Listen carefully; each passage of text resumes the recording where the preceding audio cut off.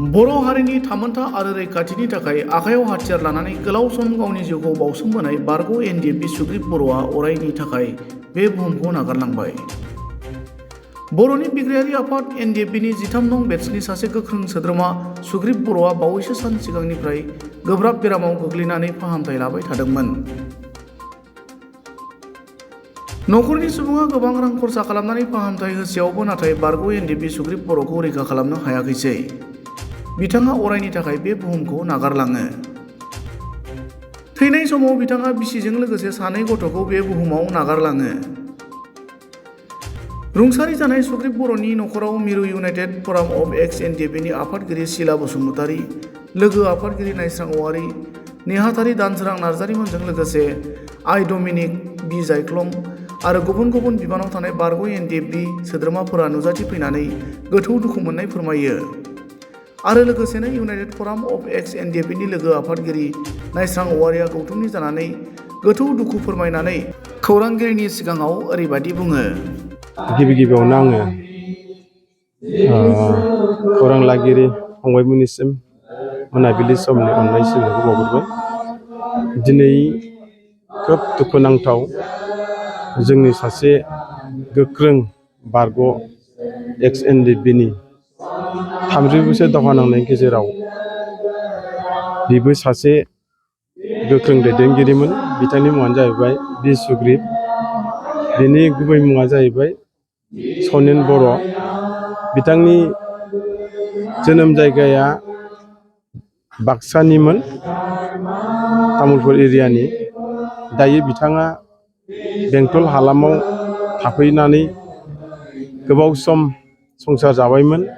खोब दुखुनांथाव दिनै बिथाङा हरखाबै माखासे डायबेटिस बेमार बा गुबुन गुबुन बेमारनि गेजेरजों भुगिनांनानै हरखाबै दिनै रुंसारि जालांबाय। दा बे रुंसारि जानायनि बेलायावहाय जोङो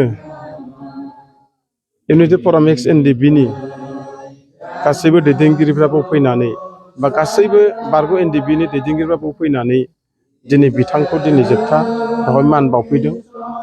बे मान बावनायजों लोगोसे जों दिनै गोबां दुखु मोनदों जे बिथाङा दिनै हारिनि थाखाय 30 बोसोर दावहा नांनायाव मेङा जासे, जिराया जासे, फावसया जासे साहसि गोसो गोथार लानानै जेबाजे मावबोदोंमोन। दिनै बिथांनि मावबोनायखौ जों रायखांथारनांगोन बा जों दिनै बाख्नायनांगोन। दिनै जोङो आरोबाव एकर्ड जाखांनायनि उनावबो जेबाजे क्लजआव थानाय माखासे खामानिफोरखौ मावफुंनो हायै खामानिखौ मावनांगौनि सार्थ'आव दिनै गासैबो एक्स एनडिएफबिफ्रा ज' जाफिनजोबनानै दिनै जों मोनसे इउनाइटेड फराम एक्स एनडिएफबि मोनसे आफाद जों दाना लादोंमोन। बे इउनाइटेड फराम एक्स एनडिएफबियावबो दिनै बिथांखौ जोंनिनो सासे स्पक पार्सन हिसाबै बा बुंथिगिरि हिसाबै दिनै बिथाङा गिदिर दायथ' दंमोन सेन्ट्रेलनि। दिनै बेनिखायनो दिनै इउनाइटेड फरामनि जानानै जों दिनै जोबोद दुखु थाबाय। गिबियाव जोङो बेखौनो बुंगोन बारग' एनडिएफबिनि जानानै दिनै सुग्रीब बिथांनि दिनै फेमिलिया दिनै खोब दुखुआव गोग्लैसिगोन। मानो होनबा दिनै बिनि फिसाफ्रा उन्दै उन्दै सानै, हौवासा सासे आरो हिनजावसा सासे थालांबाय। दायो आलाय सिलाय जागोन। दायो बिथांनि न'खरखौ जों माबायदि हेल्प खालामनो हागोन बिनि थाखाय जों बारग' एनडिएफबि हिसाबै जों बहुद सिन्था खालामदों। दायो मा खालामनो, मानसिनि जिबन गासैबो दिनै आफा अबंगसायनि सायावनो थायो। गाव जेखौ सानो बेखौनो दिनै मावो, इसोरनि साननाय खामानिफोरो। थिग बेबादिनो दिनै बिथाङा अराय समनि थाखाय बे बुहुमखौ नागारलांबाय। गावनि अनजलि बिसिखौ नागारलांबाय।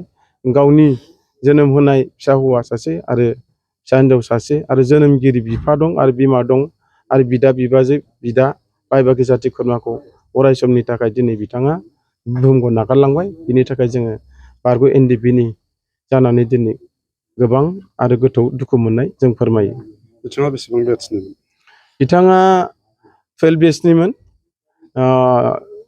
बिथांनि जितु जयेना जाहैबाय 1997 बिथाङा जयेन जादोंमोन। बे 97निफ्राय फैयै फैयै फैनानै दिनै 2022-27 जानुवारिसिम बिटिआर एकर्ड जाखांनायनि उननिसिमाव बिथाङा खुनु मोनसे लर सर थायालासेनो दिनै गोख्रोङै खुनु सारेन्डार जायालासेनो रावनिबो खोथा बाथ्रा खोनासङालासेनो दिनै बिथाङा गोख्रोङै दिनै गोसोखौ हमथाबथारनानै दिनै बिमा बिफा बाय बागि जाथि खुरमाखौ हारा हास्थि होनायनि गेजेरजोंब्लाबो दिनै बिथाङा सौसिबोनानै दिनै बे अबस्थायाव दिनै बिथाङा सोरखिबोनो हादोंमोन आरो दिनै एसे गावबो थिलेबलेब मोनसे न'खर संसार दानो थाखाय दिनै बिथाङा जुजिबाय थादोंमोन।